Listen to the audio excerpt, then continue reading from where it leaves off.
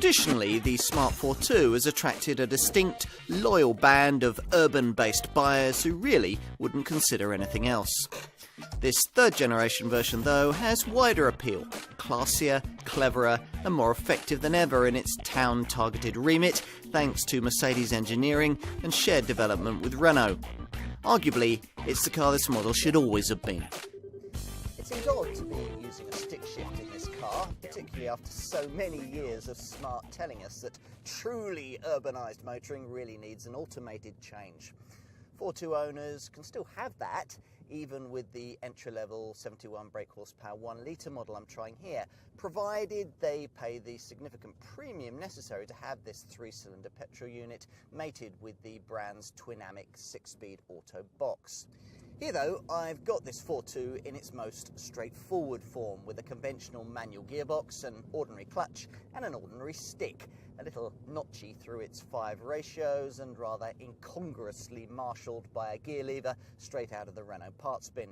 If you're quick with it and risk a plummeting score from the eco readout on the dash, then 62 miles an hour from rest can be reached in 14.4 seconds, a result that doesn't really in any way reward all the thrashy effort required from what is, after all, rather an old engine, one carried over from the previous generation model range.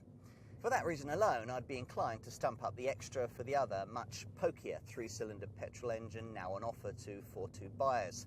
A Renault TCE power plant that at 0.9 litres is smaller in size than the Smart-derived unit, but thanks to a turbocharger is much beefier in delivery. It's also optionally available with a Twinamic auto gearbox and delivers 90 brake horsepower, with, more significantly, a 50% increase in pulling power, torque rising from the feebler engine's 91 newton meters to a far more acceptable 135 newton meters. Just as impressive is this car's astonishingly tight turning circle, achieved through the use of different tyre sizes front and rear, along with the fact that because there are no drive shafts going to the front wheels, those wheels can be angled out to 45 degrees. As a result, the previous model's already impressive 8.75 metre turning figure has been improved to a scarcely believable 6.95 metres this time round, which is really handy when you spot a parking space on the other side of the road and need to dive in quick smart. It's abilities of this kind that open up a whole new dimension of town travel at the wheel of this car. A little disappointingly, due to modern safety legislation, this car no longer has the pert, funky, one-box shape that so defined its predecessors. Or, to put it another way, the newly acquired 1.5-box styling means that it now has a properly defined bonnet and, as a result, looks somehow more conventional than before. This being the case, it's remarkable that this Smart 3 model remains every bit as short as its predecessors, just 2.69 metres in length. Otherwise, the profile of this car continues to be characterised by the colour contrast between the body panels and these emphasised outlines of a tritium safety cell that can be finished in black, white or silver. The twin-section tailgate isn't new, but it's something that owner feedback insisted upon, so the design's been carried over from the previous model, complete with its user-friendly upper opening glass section.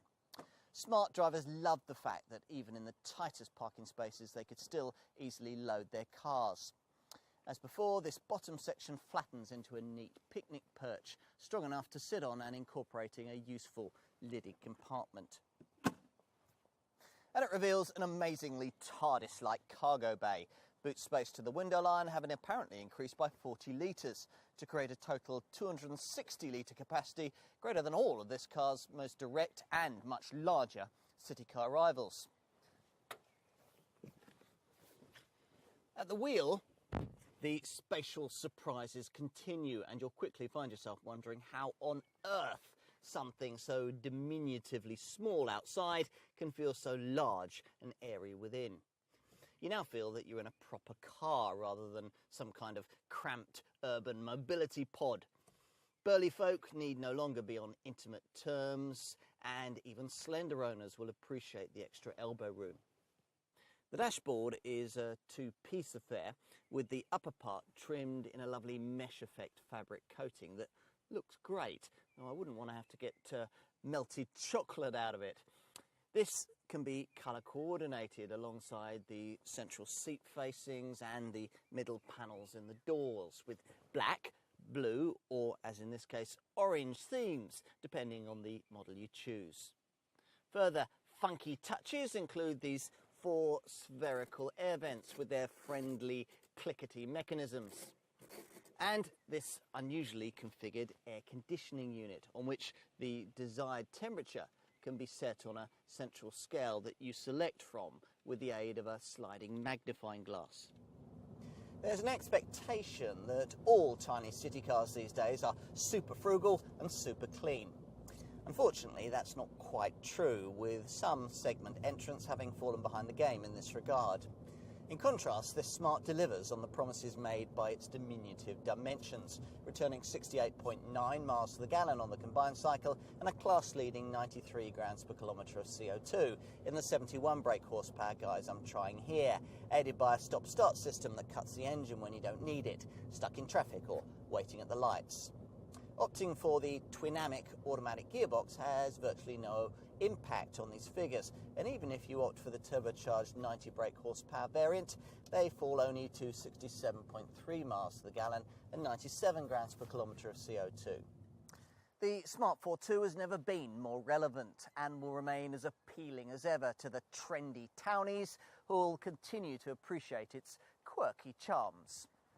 In summary, assuming you agree that life should be fun as well as cost effective, and provided that you don't really need more than 2 seats and minimal luggage space, this Smart has at last become a more sensible prospect, yet still has what it takes to put a smile on your face. In today's often dismal world, that makes it a car worth having around.